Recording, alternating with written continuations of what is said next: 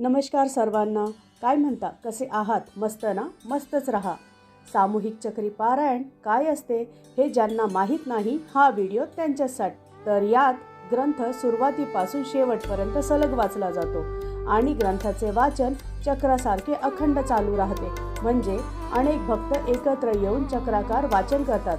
उदाहरणार्थ, एका व्यक्तीने एक अध्याय, दुसऱ्याने पुढचा, तिसऱ्याने त्याच्या पुढचा. ग्रंथ पूर्ण झाला की पुन्हा पहिल्या व्यक्तीकडे वाचन परतते. हे चक्र कित्येक तास, दिवस किंवा ठराविक संख्या 3 चक्र, 9 चक्र, 11 चक्र अशा प्रकारे केले जाते. म्हणून याला चक्री पारायण म्हणतात. आता सामूहिक चक्री पारायण इतकं शक्तिशाली का असतं? कारण अनेक लोक एकाच वेळी, एकाच भावनेने, एकाच मंत्राने आणि एकाच ग्रंथाने जोडले जातात. जेथे समूह प्रार्थना होते तेथे संकल्प सामर्थ्य अनेक पटीने वाढते. सामूहिक पारायणामुळे त्या ठिकाणी अत्यंत सकारात्मक ऊर्जा निर्माण होते.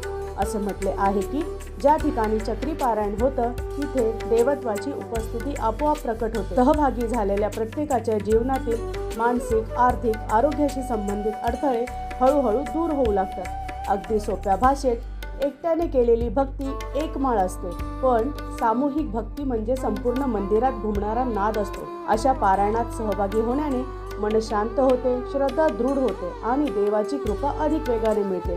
त्याचा परिणाम सर्वांच्या जीवनात शांती, सुख आणि मार्गदर्शनाच्या रूपाने दिसतो. हे सर्व अनुभवणारे भक्तच सांगतात. तर मंडळी, ही माहिती कशी वाटली? जर आवडली असेल तर एक लाईक नक्की करा आणि अशाच दत्तभक्तीच्या सुंदर माहितीसाठी माझा चॅनल नक्की सबस्क्राईब करा. श्री गुरुदेव दत्त, श्री स्वामी समर्थ महाराज की जय.